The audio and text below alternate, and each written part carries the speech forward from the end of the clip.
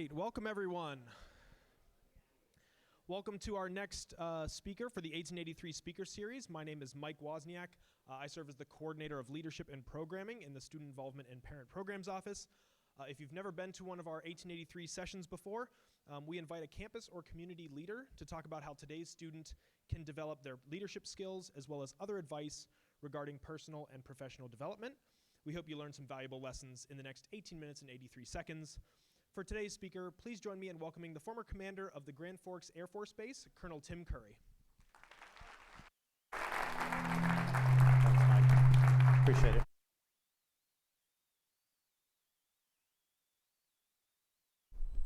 My mother was the first leader I ever learned how to lead people through tough times. The first leader I ever watched and experienced, and she was a master at it.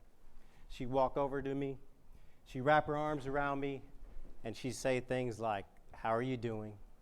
You're going to be okay. You're going to make it through this." And then she'd encourage me to spend a little time on my own. And she said, "I'll be back." And then when she'd return to me, we'd talk about what was going on.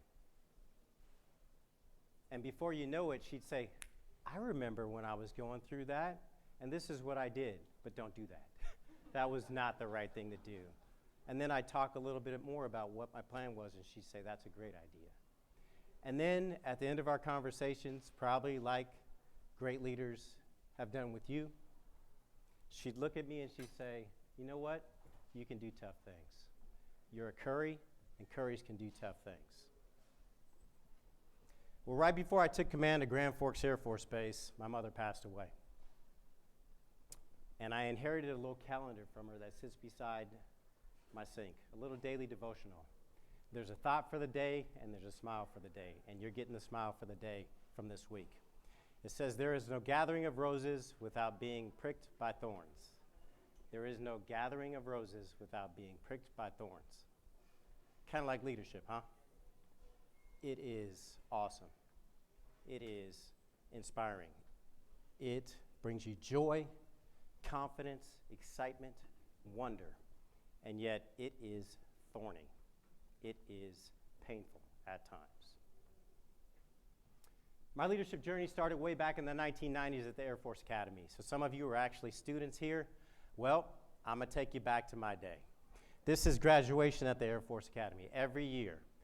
Air Force Thunderbirds fly overhead, F-16s. You see the cadets there turning into lieutenants, so they know they are bound for leadership, and they're very excited about it. And in the background, all the people that are faceless, all the people that helped them, mothers, fathers, professors, friends, relatives, celebrating and cheering them on in good times. And in the midst of it, there still was a few tough times.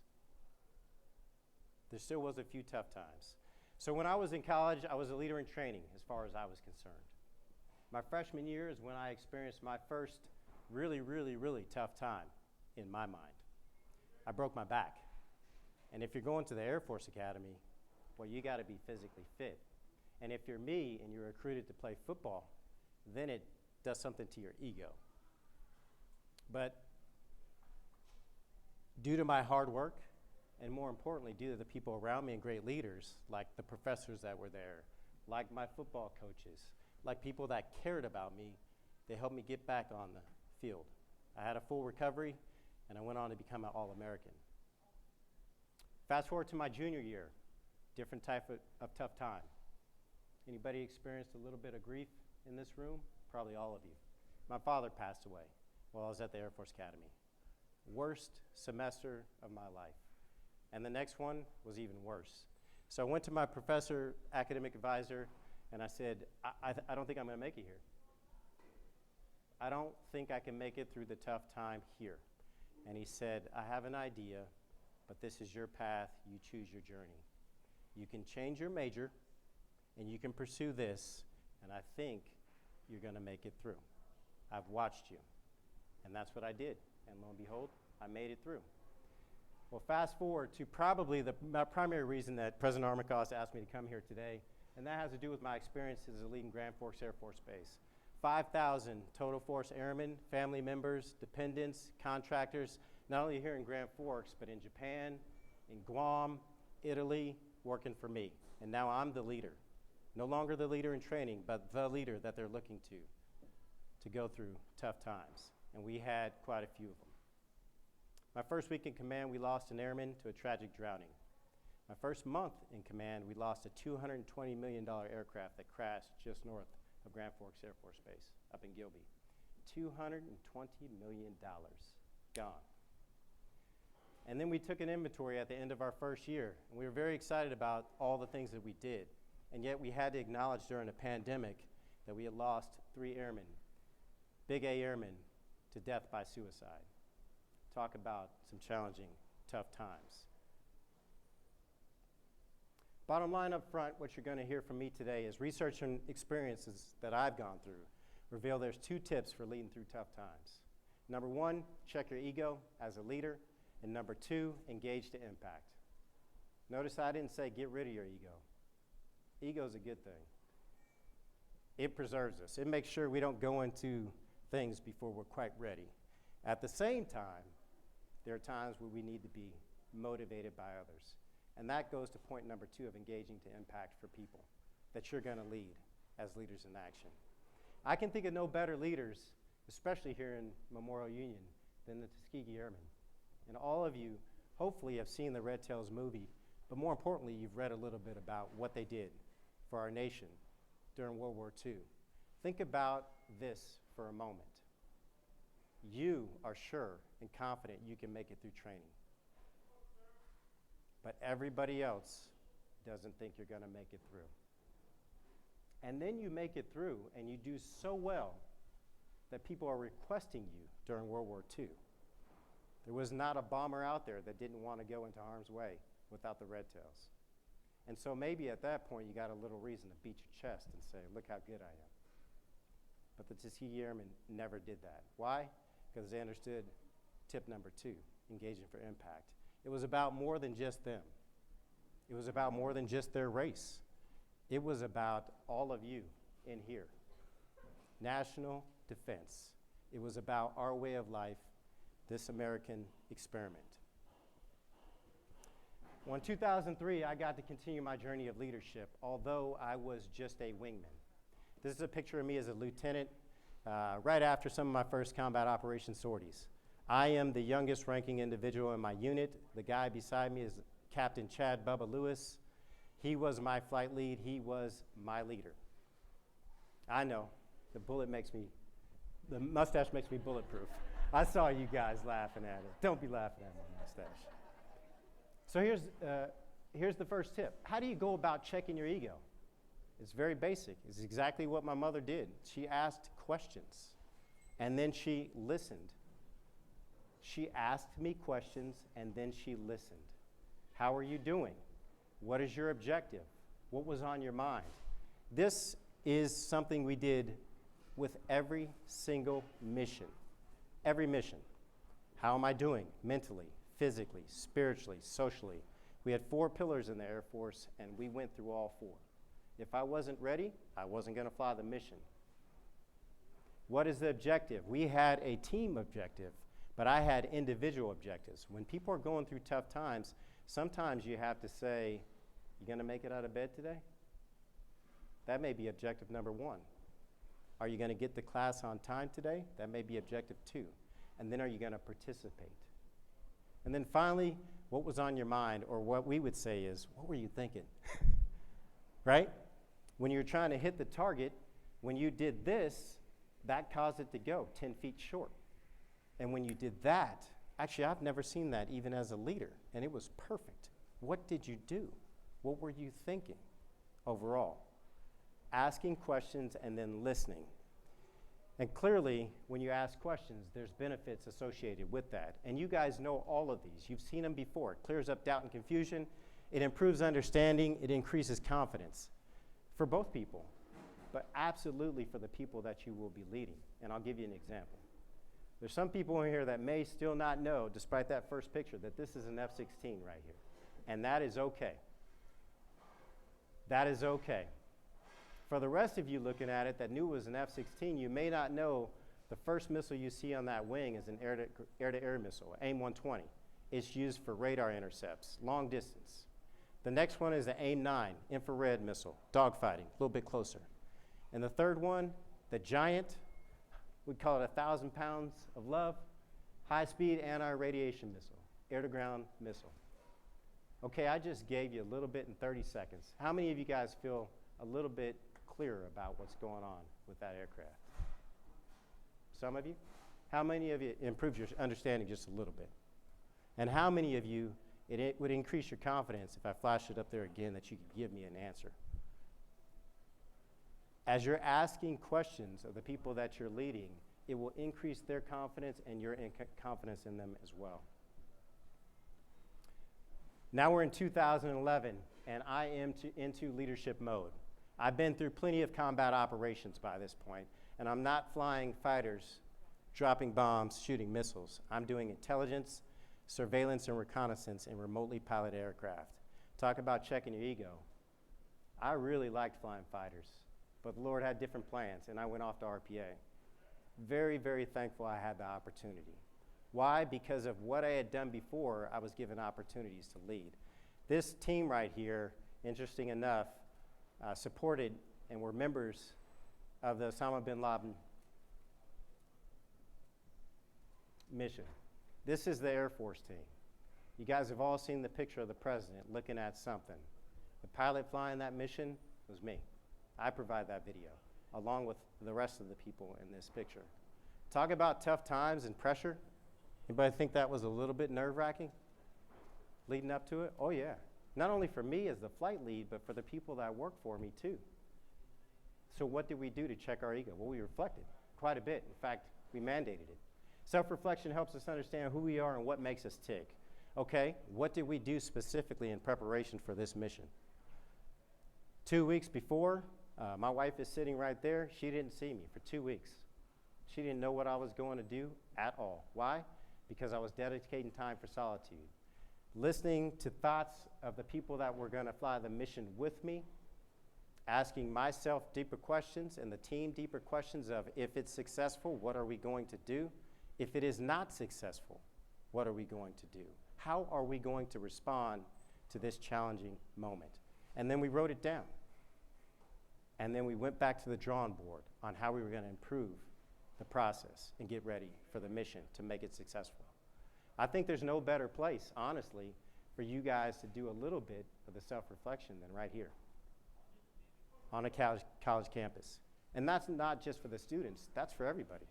Everybody in this room, as you do self-reflection, this is probably the premier environment to do that.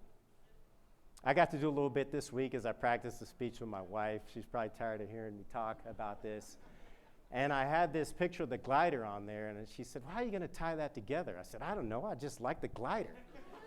And she said, well, you told me that was the first plane you flew, right? I said, yes. She said, how about leaders have to start somewhere?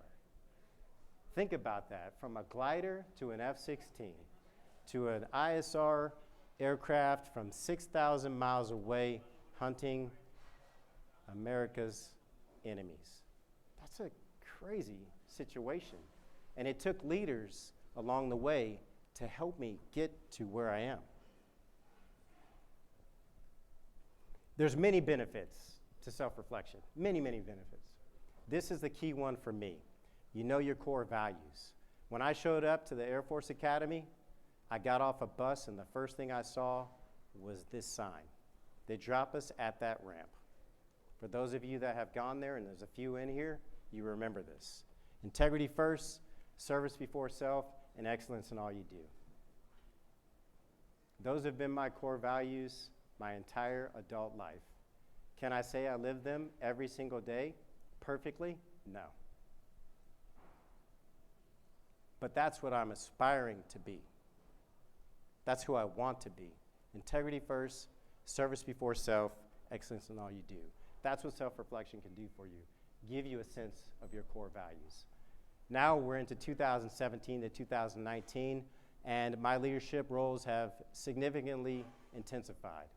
I'm working for the top 4-star general in the Air Force. That's him in the picture in the blue. And right beside him, you're seeing the Marine Commandant.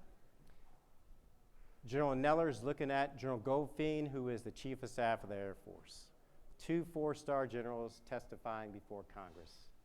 A little bit of a pressure cooker, not only for me, who's the guy behind him, giving the general whatever he needs, but even for the 4-star generals, there was some pressure associated with that. And so what did they do during these tough times? General Goldfein was the maestro at what I call engaging to impact. Engaging to impact. He just did what my mom did, talked about his own mistakes. Do you know what that did for me and every airman that worked for him? 2 things. 2 things. The first thing is it humanized him. How many times do you walk around and you see somebody in a position of leadership and you really are like, I don't think I could ever do what they're doing. I'm not sure I can get there. Oh, you can get there. Every one of you can get there. There's no question about that. It humanized the 4-star general. The second thing is it gave me confidence that I would get there. I was his aide-de-camp and his executive officer. He told me 2 stories. As an aide-de-camp, he told me a story about how one time he left behind classified information in a location he should not have left it, in a foreign country.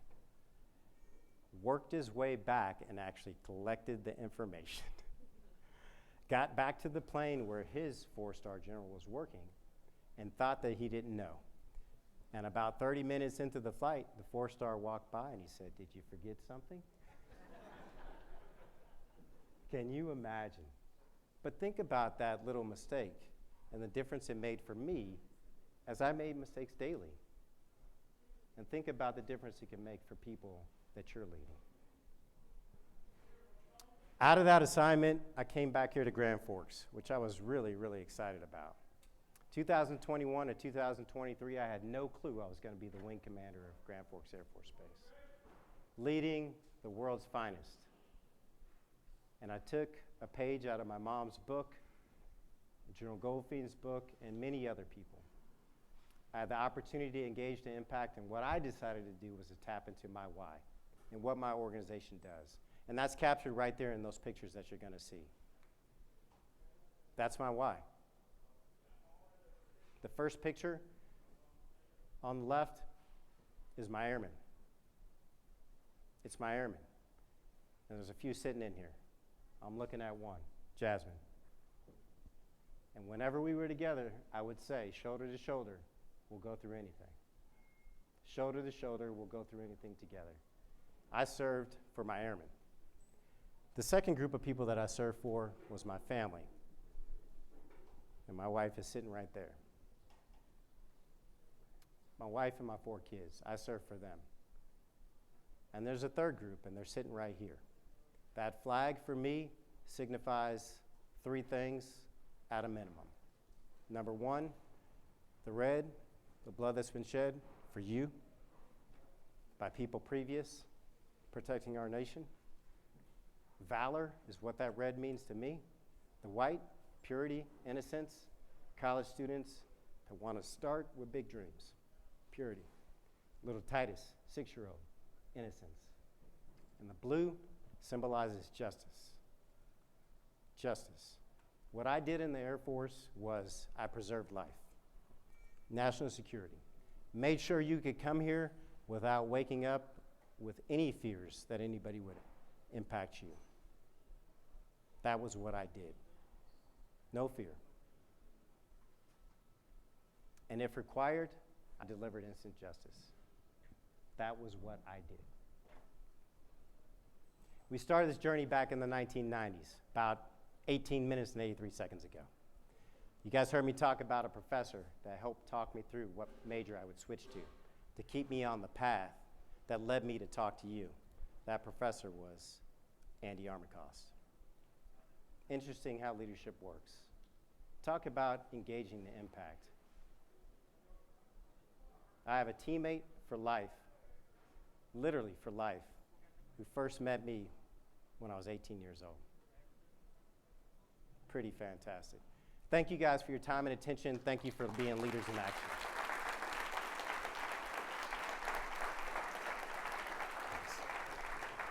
Thanks, sir.